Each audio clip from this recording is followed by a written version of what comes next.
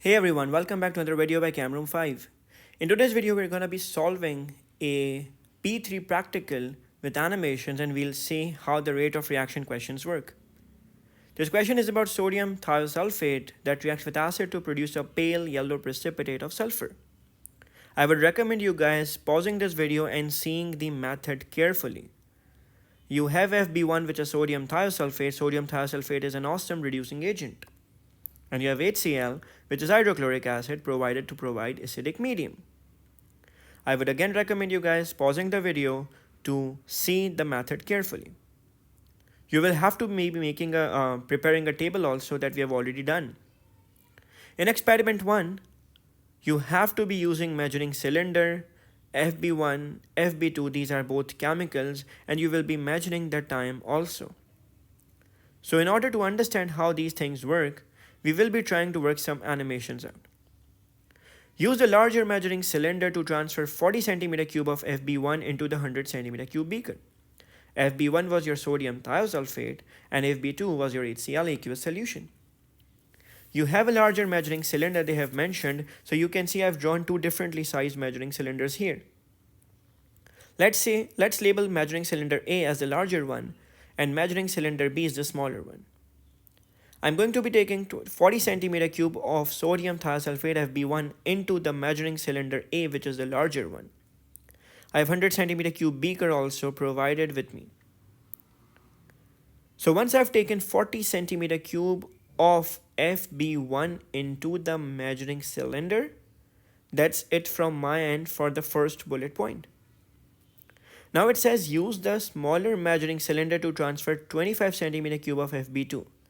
So I've taken 25 cm cube of FB2, which was my HCl, into the smaller measuring cylinder.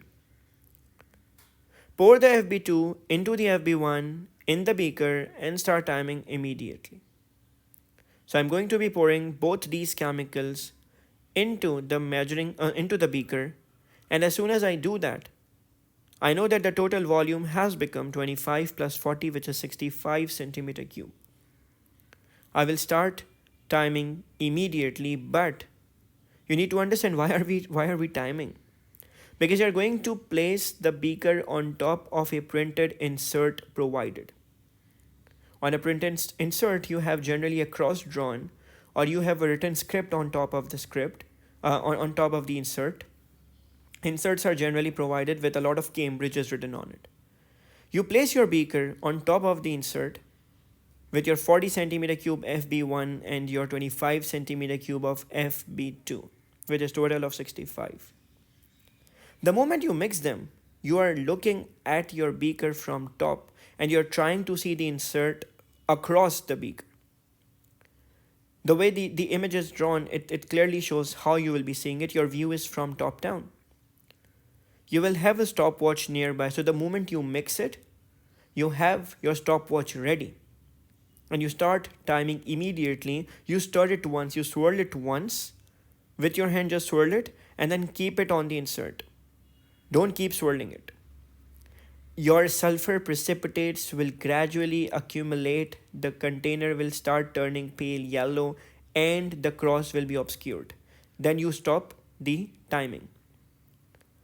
Now, the idea is that when you repeat experiment 2 this time, it clearly says take 30 centimeter cube of FB1. Now you're doing FB1, which is the experiment 2. This time you're taking 30 centimeter cube of FB1 and you are taking 10 centimeter cube of distilled water into the smaller measuring cylinder.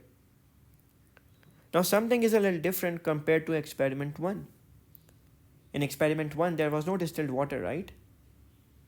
Now they're saying 25 centimeter cube of FB2 into the same measuring cylinder. So FB2 is same compared to last time, but FB1 and water have changed. You're going to be adding both these into the same 100 centimeter cube beaker this time, which is obviously cleaned after the first experiment. Don't forget to clean it, obviously. This time you need to understand that 35 centimeter cube and 30 centimeter cube give you the same total volume. But the only change is that FB1 has been decreased and water has been increased. Now, experiment 3 is again a little different. Last time, the FB1 was 30 centimeter cube, and in the first it was 40. This time, water has also increased in experiment 3. Last time it was 10, this time it's 20. So you're increasing water, you're decreasing the FB1, but FB2 is same all the time. So total volume is same because you keep adding water by decreasing FB1. In order to repeat the experiment 4 and 5, you make sure that your FB1 is never less than 10, otherwise the reaction would be too slow. So you keep adding different volumes of FB1 and different volumes of distilled water, FB2 is same. We are going to draw a table and we are going to show all the headings required. The first heading, the first column I'm going to be drawing is the experiment number. This is not very important to write, but still to keep it, a very clean working space. I'm going to be doing 5 different experiments. The volume of FB1/centimeter cube is the first column. The volume of distilled water is in the second column. The volume of FB2, I should not have written it because the volume of FB2 is not changing, but the volume of FB2/centimeter cube is in the third column. The reaction time in the unit of nearest second, which is obviously second unit, so I'm writing it here, and rate of reaction. If you notice the equation, reaction rate is found by dividing 1000 by the time. So time becomes a denominator, and that is why its units is second inverse. Now, filling the table, we need to understand how the volume of FB1 changed.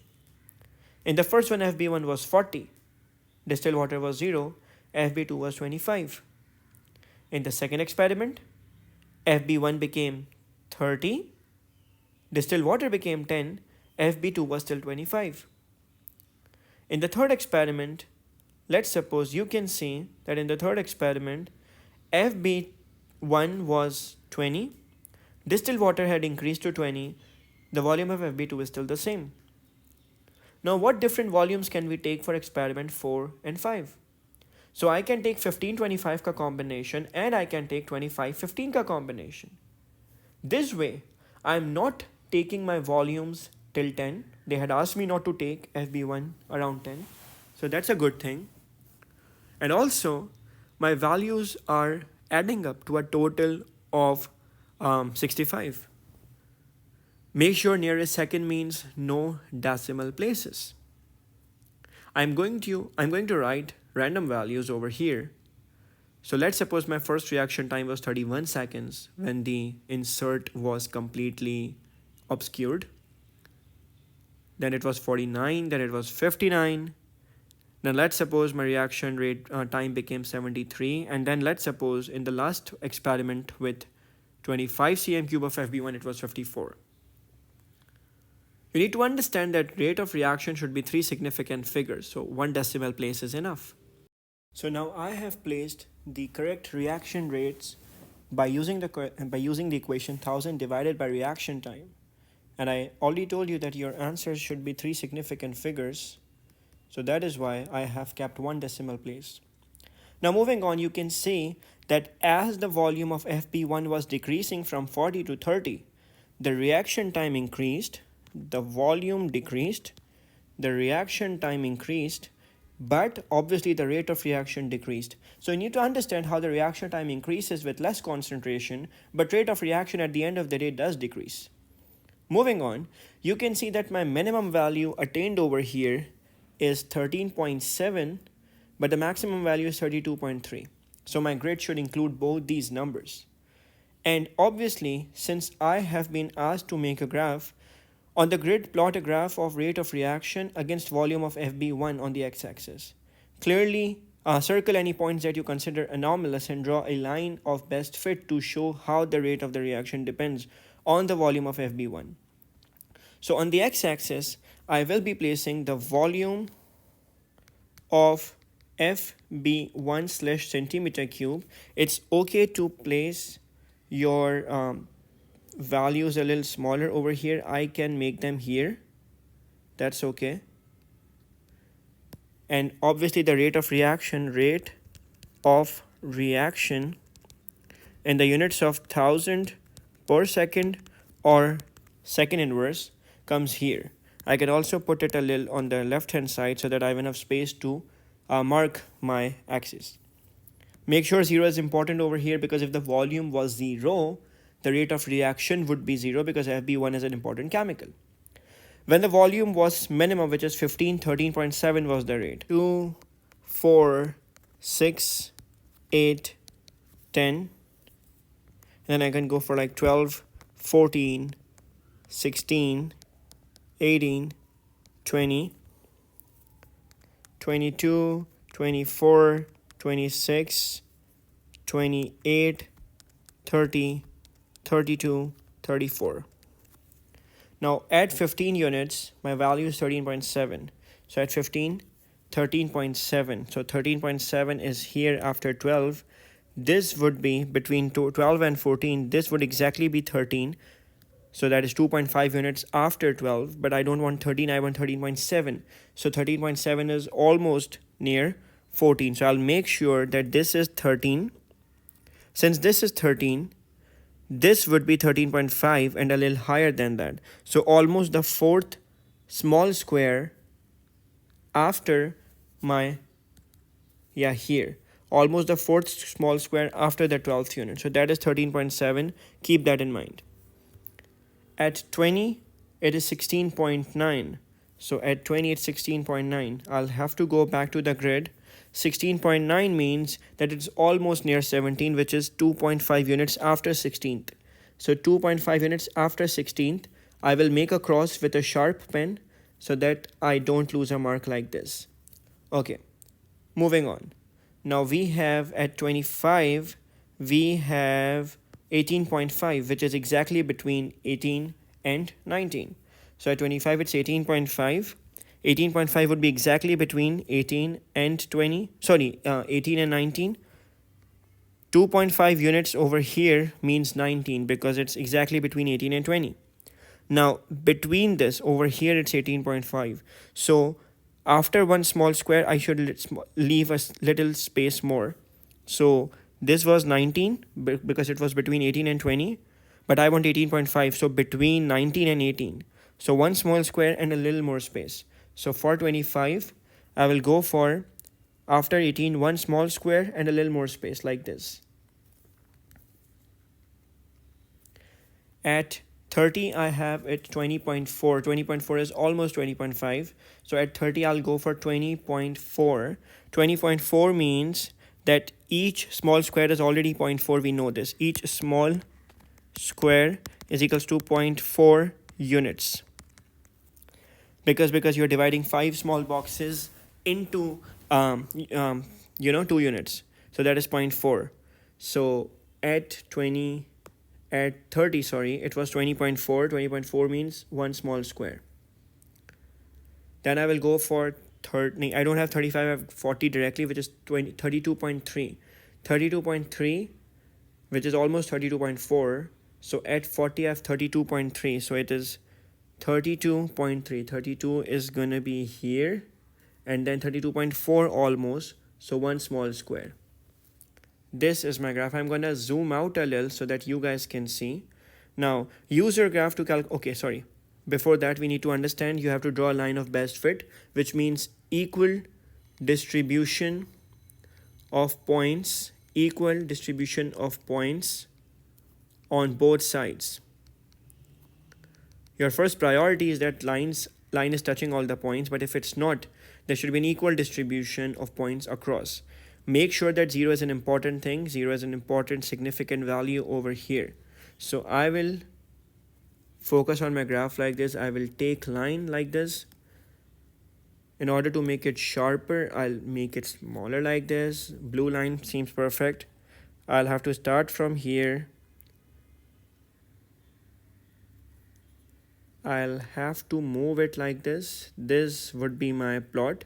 So there are almost 2 points on the left side. There are 3 points on the right side, but distribution seems equal.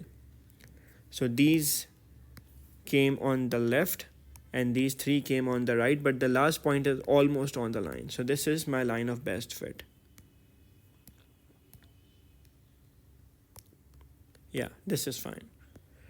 Use your graph to calculate the time that the reaction would have taken if 8 centimeter cube of FB1 had been used. So 8 centimeter cube comes over here. This is 6, this is 7, this is 8, and this is 9. So I'll have to draw something called construction lines. Now construction lines are drawn from the 8th point like this. I will make it even sharper for you guys. So construction lines are drawn like this. From 8th point, exactly 8th point. Sorry. Yeah. Ugh.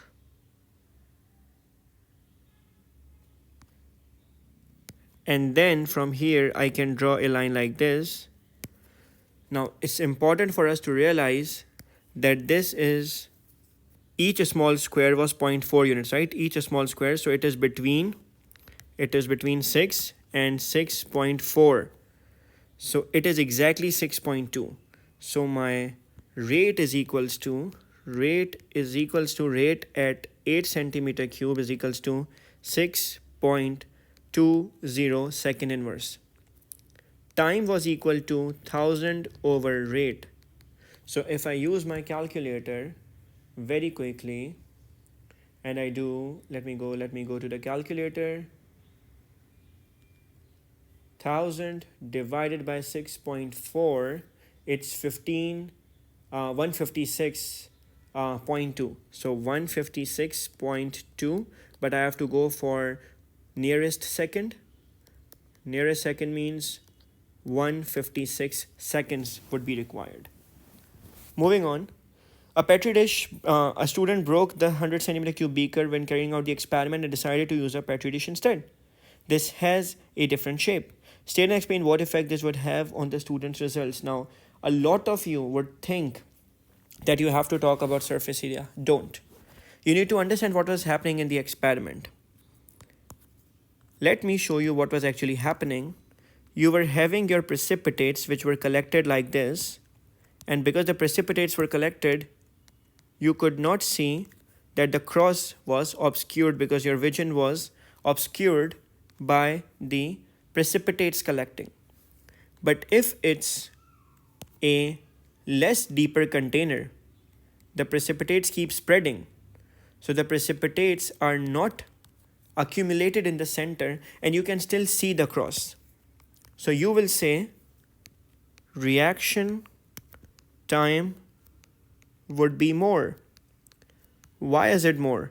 Because petri dish is less deeper. Petri dish is less deeper. So the sulfur precipitate spread out, and since the precipitate spread out, they do not obscure the vision quicker. You need more precipitates to collect and obscure your vision. The same amount of little precipitates can't obscure your vision because in beaker they were having a small area, more depth. In the beaker it was more depth, so your vision was properly obscured. But here the depth is less, and since the depth is less, your vision is not as obscured as it was. Another student suggested that the experiment could be improved by using a less concentrated solution of sodium thiosulfate. Explain whether this suggestion would improve the accuracy of the results. So here you have to mention that less concentrated means more reaction time. So if you're using a diluted solution, the reaction would be slower and then the reaction time would be more. And if the reaction time would be more, it is better because the percentage error would be changed. So we will write as concentration decreases, the reaction is slower.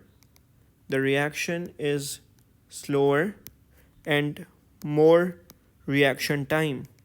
More reaction time means less percentage error in measuring time. Less percentage error in measuring time. Calculate the maximum percentage error in the reaction time. So reaction time was near a second. Now while measuring the reaction time, you could have either measured the reaction near a second, either 0.5 more or 0.5 less. So your minimum uncertainty is 0.5 seconds, and then you divide it by actual reaction time times 100. So what was your reaction time? In experiment 1, if I go back to the table, it was 31 seconds. So 0.5 divided by, 0.5 divided by 31 times 100 gives you the percentage. So you can do that. Moving on. Using a similar method, explain how you would investigate how the rate of the reaction varies with changes in the concentration of HCl. So HCl is your, let's go back and see which chemical was HCl. HCl was FB2 obviously. So you can change the volume of FB2. FB2 volume should be changed, and the total volume should be same. The total volume should be same using distilled water. So you change FB2 each time, but using the same volume of distilled water, the total volume is same, while volume of FB1 is kept constant. In this way, the concentration of FB2 would be changed, but FB1 remains the same. So you can use different volumes of FB2, keeping the total volume same. You can add water, and you can make sure that the other chemical is same. An experiment to investigate the effect of changing the concentration of HCl gave results that could be plotted to produce a graph. The rate of reaction was directly proportional to the concentration of acid. So if it's directly proportional, the graph would look like this. The rate of reaction did not depend on the concentration, so the reaction remains same. It remains constant no matter how concentrated is the acid.